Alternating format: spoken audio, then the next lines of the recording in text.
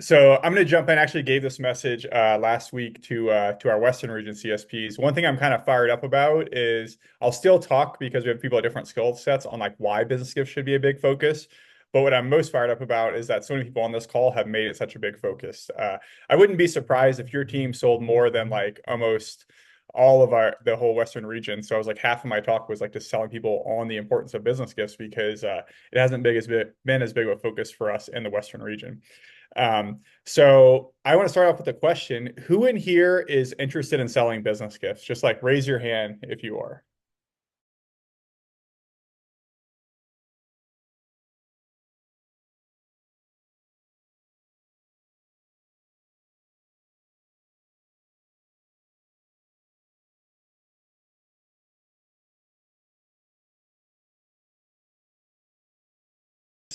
Like for instance, I know I'm interested in selling cookware, but I know I'm not committed to selling cookware because I've never made that like a major focus in my business.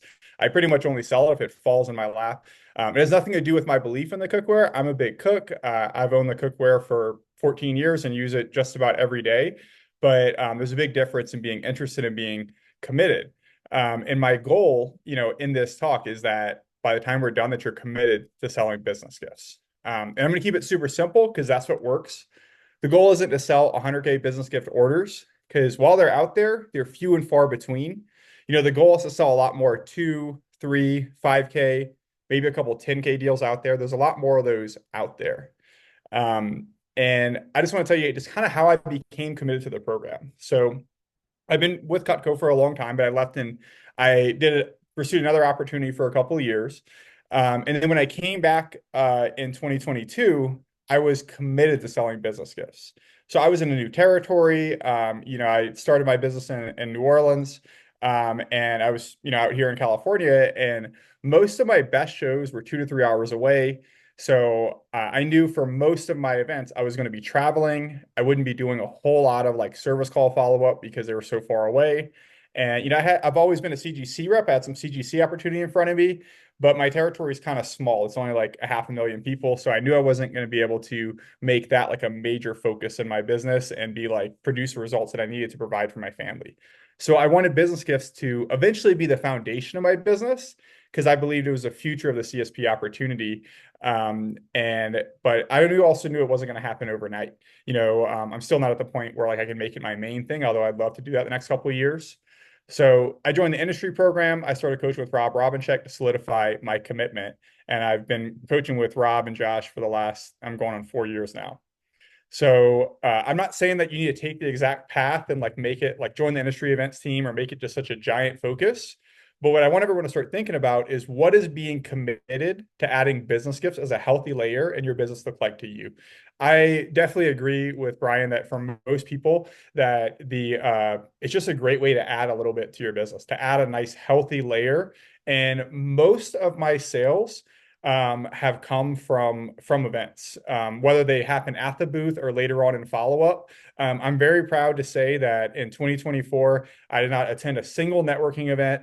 I hate networking. I hate like all I do is talk to people about Cutco all day, half the time that are not interested. I don't really want to go like when I'm off of work to go drink and hang out with people I don't really want to hang out with and talk to them about Cutco when they're not interested. Like when I'm off, I want to be hanging out with my family. I don't think that certainly can be a model for you, but for me, most of my business has been from just doing events like going out to sell Cutco at a regular event, and then while also like kind of building a ladder for more repeat business and follow up on the way down by just connecting with people at the events and getting leads, selling orders at the booth. So, I knew my business model would require travel, weekends away from my family, but I wanted to feel good about taking that time away by growing my skill set. I wanted to, like, I wasn't here a couple of years ago, but last year I finally got there. I wanted to average about 5K per day at each weekend event. Because for me, like, that makes me feel good. Like, if I'm going to miss a week with my family, I want to be making a lot of money. And the second thing is that it was really important to me. I didn't really figure out until last year was selling business gift orders at the booth, like at least one order at each weekend event I did. And from August on, I hit that goal. I sold at least one business gift order at every weekend event that I did. and also collecting business gift leads that I would eventually close later. So business gifts are really exciting because they have, limitless potential in their lifetime CPO. I mentioned cookware because that's a big focus for most of us as a way to add CPO to our business. But if you think about like your best residential customers, what's their top max lifetime value? For most of them, it's 10. If you have a really, really good residential customer, it might be 20 grand. But in business gifts, like the potential is really limitless. I've really focused on this for just since 2022.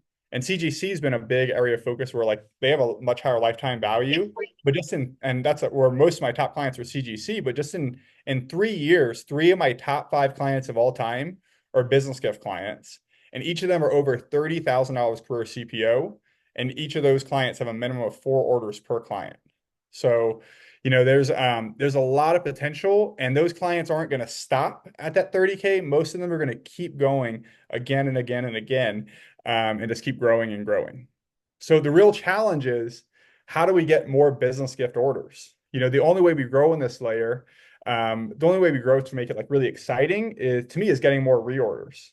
And the only way we're able to get more reorders is by getting more clients on the program, placing their first order. Like I think the most important order in a business or in business gifts is the first order. You can't ever get reorders if you don't get that first order. And the second most important order is the second order, working hard to get that second order. Once you get that second order, usually they're kind of like like it's the third, fourth, fifth order become a lot easier. But those first order, you never get a reorder if you don't get the first one, and you never get them to keep reordering if you don't get that second order. So that's been like my main focus the last couple of years, has been just order count. Like how many orders can I get on the program? It started to snowball these past couple of years. Last year, really my average order, like I didn't get any big orders until like the fall, basically. That's when they started to skyrocket. But just this spring, I'm at like 12 orders, only 12 orders on the year, but at 68 grand on the year. So I've had a 25K order, a 17K order, and two 8K orders. And I think the biggest reason I was able to do that is because I focused on order count, just doing the same thing. Get each order, I get a little bit better. I learn more about the programs. I get more confidence. And I think the two biggest things, if you want to write this down, the two biggest things with selling business gifts, especially at the booth, but really anytime, is confidence and simplicity. The best way to grow your confidence is to get more orders. And the best way to keep it simple and to operate more as an expert is to have more repetitions, get more orders. And I just wanted to dispel some myths about business gifts, because I think a lot of people, like they see people in the industry program and they think like that's the way to get more business gifts. And that's been a great program. I love the program, but I don't think you need that to get good at business gifts. The biggest benefit the last 3 years of doing that program is that it just increased my at-bats in practicing selling business gifts, which led me to be much more profitable at my traditional events by selling more business gifts there.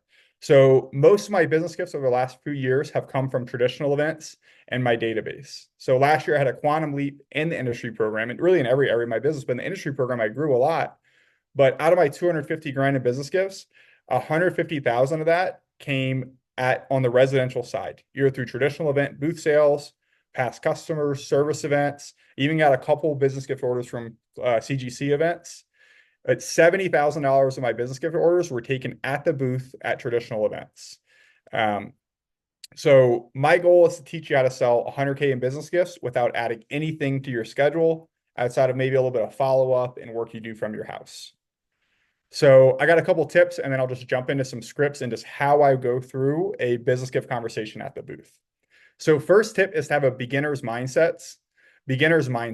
So for most of you, your biggest challenge in selling business gifts is that you're so good at selling all the other programs of Cutco that you don't want to go through the trials and tribulations of learning something again for the first time. I don't know if you remember how hard it was to learn how to sell Cutco when you were a new rep, but it probably wasn't super easy, probably wasn't super natural. There was a lot of learning and growing pains. But then you got really good at it. And you were like, you probably thought you were the best thing since sliced bread. I know I did. And then you get on the show team and you're like a beginner all over again. But you humbled yourself enough to be a beginner again and work your way up from the bottom. So how do we get good at anything? We have to fail first and take our lumps again and again until we eventually earn the right to be good. And when I first started business gifts, I was barely, I was doing all the right things at the booth, but I was barely doing any follow-up. I was scared to do appointments because I was coaching with Robin Check and I looked at how good his appointment was, how good his demo for business gifts was.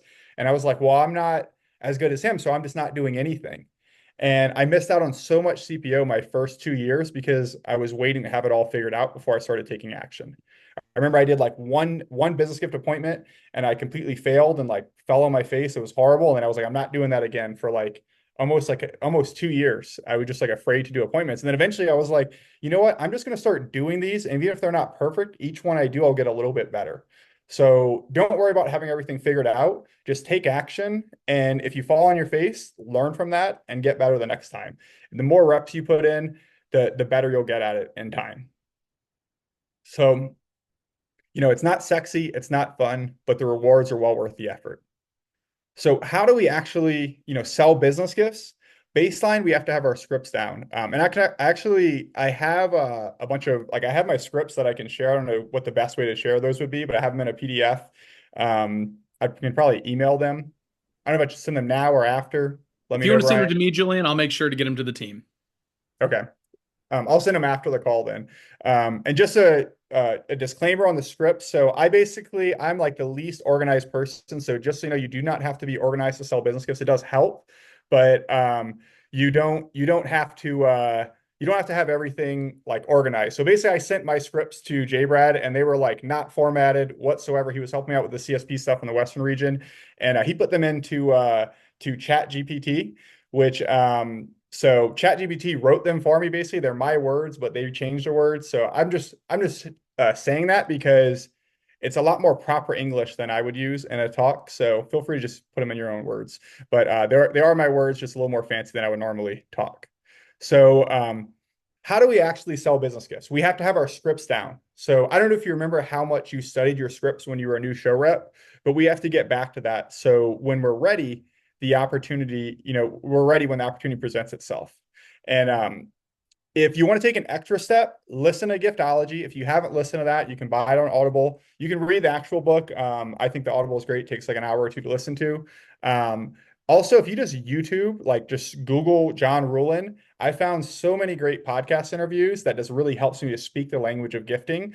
Because when you're really good at this, you do have scripts, but it's just like our traditional event stuff. Like it's a conversation. It's not always going to go exactly the same, but the more you have it down, the more it flows, the easier the conversations go. And you can kind of like if you're doing a regular demo, like trying to sell an ultimate, like your customer can throw you all the curveballs you want. You know how to get right back into your sales process. The more you get this down, the easier that is with business gifts as well. So once we have our scripts down, we need to be prepared when we walk into our shift. So we just need a few tools. Most of you probably already have these, but if you don't, we need our business gifts volume pricing specials printed out or in an iPad. We need our business gifts lead sheet. And obviously we need to have some engraved gift samples on our table, ideally with our own past customers, because I've heard Brian actually is like a big motivator for me to up my samples, but facts tell, stories sell. The easiest way for me to remember my best stories from my past business gift customers is to have their logos on my gift samples. So I'm a big believer in making all my systems fail-proof and foolproof because I'm not perfect, but I want to make things like, hey, where if everything goes wrong, I'll just be able to remember. And if I have my best stories, my best customers on their samples, then I can talk about those and I'll remember which conversations to bring up, which stories to bring up because their samples are right there staring in my face. Um, if you don't have if you don't have a lot of like your own past customers yet, just buy the Cutco samples and then start as you sell business gifts, add those as samples to your kit. Facts tell, stories sell. And also, I would just say like not realtor gifts too. Like realtor gifts are great. I love CGC, but I don't think most businesses put themselves in the same category as a realtor, and most of them aren't going to be putting their name and number on there. So business gifts, actual business gift samples. The next thing, you've probably heard this a million times, but do you actually practice it is the real question. And that's you have to ask everyone you talk to, what do they do for work? So that's the key. Like you really have to talk every single person you talk to, what do you do for work? The best way to get good at something is to practice. And the best way to practice to see what works is to have as many business gift conversations as possible, even though many of them will lead to nowhere. Even to this day, most of my business gift conversations will lead to nowhere. And if you ask like the best business gift reps on this call, if you ask Brian, Philip, Decker, Brett, anyone else sells Calvin, anyone else that sells a lot of business gifts, Jeff, most of the conversations you have, they're not going to go anywhere, and that's okay. But each conversation you have, you get a little bit better at it. And I know like we all know this, but I work with like Hall of Fame reps all the time, and I'll watch them forget to ask the question. I'll ask like they'll sell this great residential order. They'll sell an ultimate, even a package deal. Customer pays in full. Sometimes they even have like a logo on their hat. And I'm like, hey, did you ask them what they do for work? And they're like, oh, I forgot. I was just so fired up on the residential. And it's like, well, that's great, but like it's going to be really hard to have a business gift conversation with them in the future if you didn't have that initial conversation today. Even if you don't sell them business gifts, but just being able to pitch them on the idea, open up their mind. Now you have something to follow up with them. If you call them later and you're trying to talk to them about business gifts, you still have a chance, but your opportunity is kind of gone for the most part.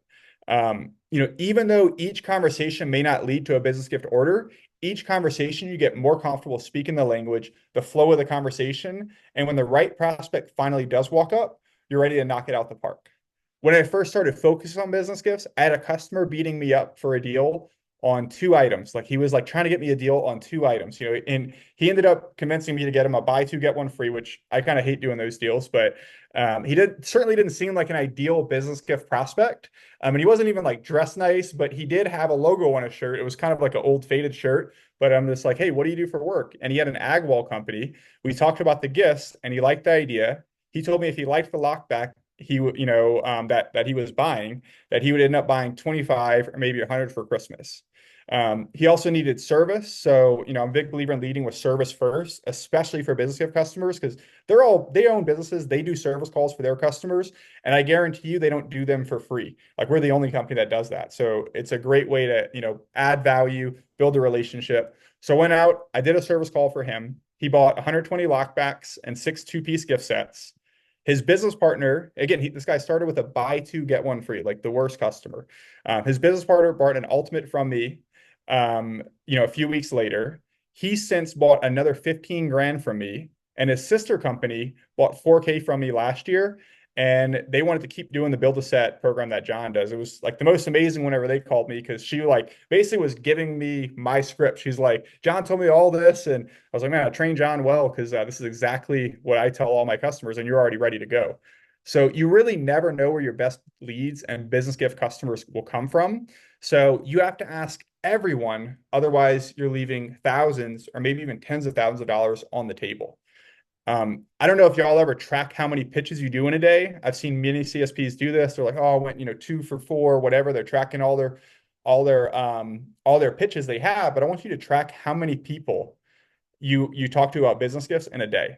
Make it a game to see how many business gift conversations you can have, regardless of the outcome. And the cool thing that I found is like, and actually learned this from Philip, is that the family program has it's the same exact concept as business gifts. So if the conversation is a little bit awkward, you're like, what do you do for work?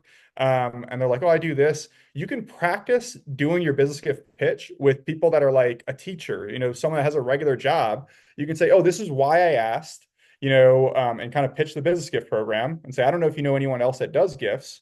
And you can also transition right to the family program. We also have this family program, it's basically the same concept. And then you can transition into that. So it's not like a wasted conversation. And it's a great way to practice having these conversations because you got to be ready. You have to have had a lot of these conversations and really comfortable in the conversation to be ready whenever those ideal prospects walk up.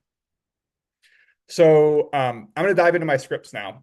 So here you need to have a good 30-second power intro. This is mine. Most businesses do some sort of gift, and that's great to appreciate your clients.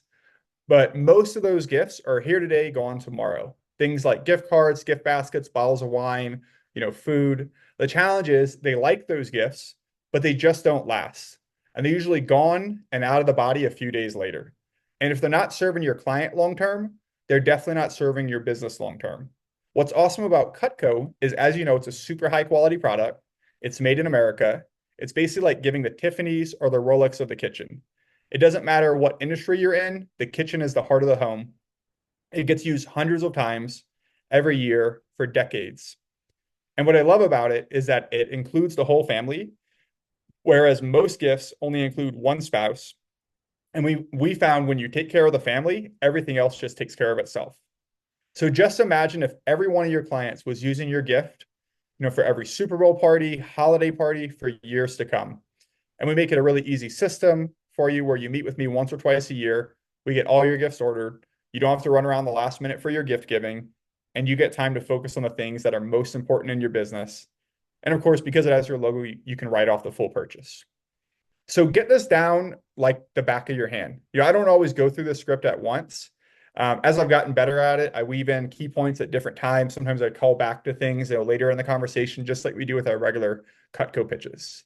But it's very similar to the CGC pitch with a few tweaks.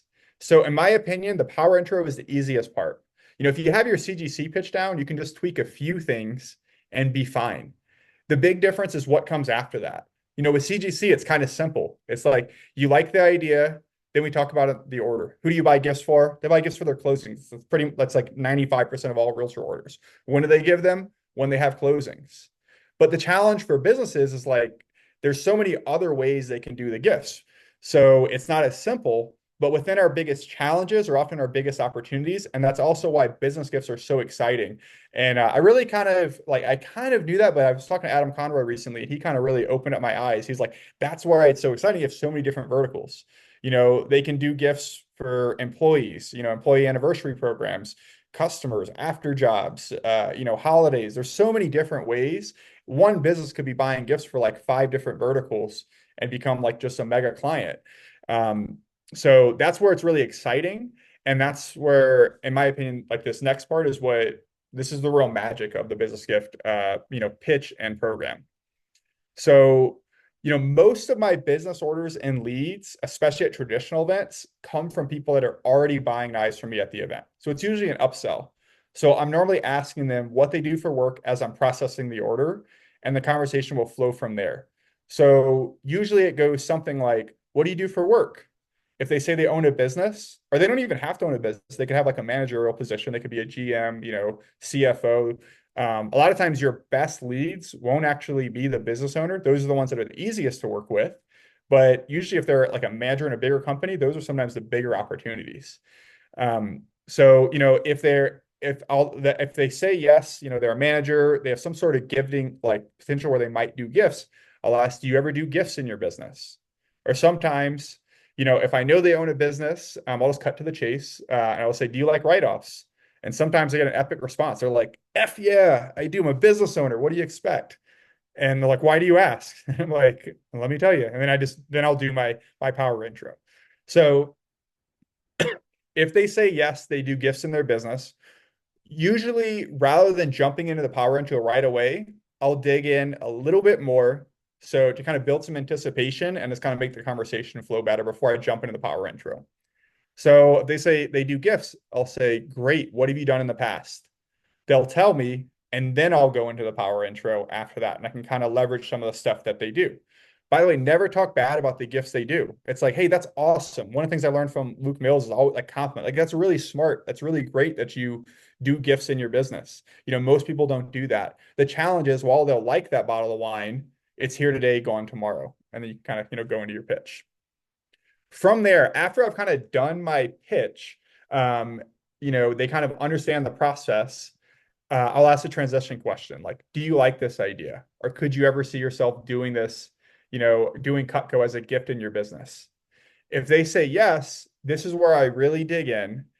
So I don't know if everyone has this like business gift lead sheet, but these business gift lead sheets, man, this is not working out so well. But if you don't have these, the business gift lead sheet, I don't know, Brian, if you can drop like where to buy these, but these are money. You know what I'm talking about? I know you can't really Yes. see it because of the No, way my you're good, camera. man. We'll make sure it's out there. But I would definitely recommend this. Some people, I think Philip does like a digital form. I think like, there's nothing wrong with doing digital. Personally, like I love doing like the old school, write it down on pen and paper. I think it's very I think it's a great way to connect with them without pulling out phone and technology. But there is a lot of efficiency benefits. But whether you do your own digital form, a Google form, a spreadsheet, you want to make sure that you have your questions all ready. What I love about the ones that come from Cutco is they have all the questions on there. Like they have all their contact info.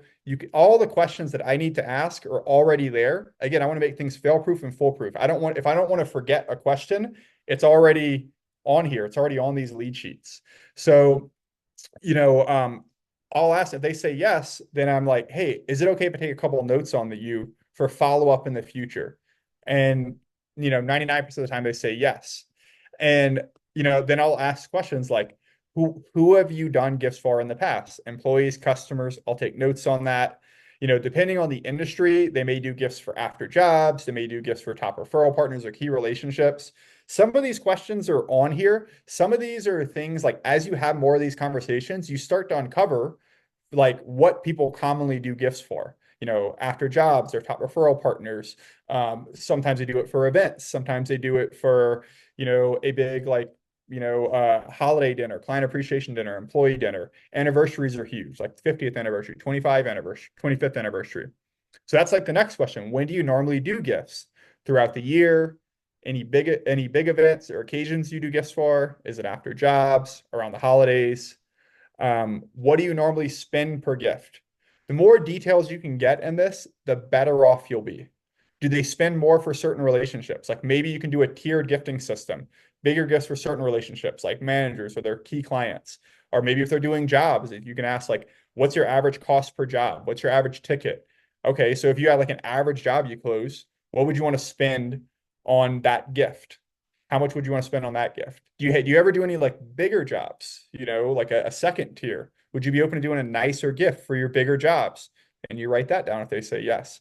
I've done like I had a 17K order I closed at the New Orleans Home Show, and they bought an Ultimate. Then I upsold them. They were a HVAC company. I upsold them. It was like 30 Santokus, 30 Santoku Cooks combos, and 10 Santoku Classics because we did a tiered gift system. And believe me, I would not have, it wasn't an easy sale. I mean, I probably did my best demo ever, but it's because I had so many of these conversations that whenever the right client walked up at the right time, I was ready to knock it out the park. One of my favorite questions I also love to ask, is there anyone else that helps you with your gifting, like a business partner, assistant, marketing person, your spouse? If you can get their contact info, that's fantastic because oftentimes the business owners are like the worst people to follow up with. They don't answer the phone, they're hard to get in touch with. Once I get in touch with the assistant, the marketing person, things run way smoother. Even if it's just for them to tell me no, at least I can take them off my list. But a lot of times I build a great relationship with them. I'll send them a gift, and then like everything goes smooth. We wrap up the order, and sometimes I call the business owner 15 times, they never answer, but the assistant answers every time, and things are super smooth. So once you get all this down, the more information you get, you know, is better. If you did it right, you not only got everything you need to close the order, but you did it in a way where you let their guard down. And at this point, they're probably thinking, hey, he's getting all this info, she's getting all this info, so we can discuss this later. And I like to think of myself in this like a silent assassin, like they're not expecting this. And then I come out of nowhere, maybe they are expecting it, but their guard is certainly down. I have everything I need to proceed. And then I'll just ask a very simple question, just curious, since we're at the fair, whatever I say to leverage the event, I'll bring that in there because we're at the fair. You're already buying this. If I was able to get you a better deal today, that be something you'd be open to looking at? And if they say no, we got to follow up, then, I'm going to try to plan out our follow up right then and there. When's the next time to call you? Can we set an appointment? Can we set an in-person appointment? Would be ideal, but can we set a time to talk next? If they say yes, generally, we're probably going to get a deal today. I just got to work on my skills. I just got to use my skills to close the order. So a lot of my selling philosophy, just in general, is like soft closing, friendly, personal. Again, like I like to think of it like a silent assassin. It's a really smooth process when I do it right. But it's all very purposeful to eventually lead to a closed sale today or in the future, but ideally today. Leads are great, closed sales are better. I found that the softer selling and closing questions, options closing, where I let the business owners feel like they're in charge is highly effective because they're all alphas. No one really wants to be like closed on or hard closed on, but that's much more effective in a residential selling environment. In business gifts, I think you're a lot better off being more of the relational. They're alphas. They don't want to be closed. They want to feel like it's their decision, which will also lead to more reorders and a better long-term relationship. So I am closing hard, and it doesn't really feel like it for the client. So if they say yes, they're open to look at more options today, then it's game on. I would say most of them end up buying that day, but it still takes work, to get it closed. Um, and again, if you get one takeaway from this talk, business gifts, simplicity and confidence is what closes. So when they say yes, let's say we just talked about one gifting opportunity, then we're just going to focus on that, obviously. Maybe you talked about employees, after jobs, referral partner gifts. And then you have, maybe you have like a mega client potential where you've talked about all these things. You don't want to overcomplicate it. I've done this and shot myself in the foot. Focus on what they're most into. Focus on one vertical that they were most into. And if you're not sure, you can just say like, hey, so we talked about employee gifts, after jobs, referral partner gifts. Out of these, which one would you most want to look at today? Focus on that. Have some go-to gifts in each price point that you can steer them to. Generally, I'm leading with the Santoku if it's in their price point because it's the knife most people want. Most people want a good chef's knife. Most people don't have a good chef's knife and don't want to spend the $200 per knife to buy a good chef's knife. That's what they see all the chefs using on TV. And of course, your logo looks best on that knife. So ideally, you want to close full program. If not, you can drop down to half program, basically half the gifts. So like if they're looking at 50, it'd be 25. I don't know if Philip's ever given the talk here, but Philip gives a great talk on how to close and drop down at the booth. But after that, you might go to the pilot program, and that's a high percentage of my orders closed at the booth are pilot programs or samples. And just a great transition line I use here and really anytime in a customer interaction, biz or residential when I don't know where to go. It's great to have in your back pocket is just, can I throw an idea out? If we're not sure where to go, it's like, hey, can I throw an idea out? Can I make a suggestion? They're always like, yeah, and then I can focus right on what I want. I got more scripts, but I do want to have time for open up for Q&A, so I'll just email those over.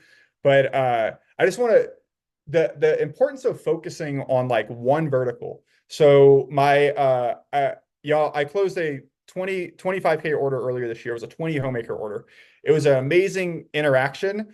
Whenever that order started a lot smaller, we talked about a bunch of different programs and they were excited, but he kept telling me for some of them, he's like, oh, it's a great idea. You can call me later on that, like pushing the follow-up. So, I did everything I said here and we had all these notes and I'm like, hey, we talked about a lot of programs. What would you be most interested in? And he's like, well, actually, I'd be most interested in knives for my butcher shop. And I'm like, we didn't even talk about you having a butcher shop. So I promoted like the commercial guarantee and tried to sell him gourmets. He's like, I would do like 10 boning knives. And I would do like 5 gut hooks for my 5 kids. He was Amish, so he had like 9 kids. And then a showstopper for his daughter. And then we closed that. He was like, yeah, done. Super easy. We closed that. And then I'm like, hey, I upsold him from there.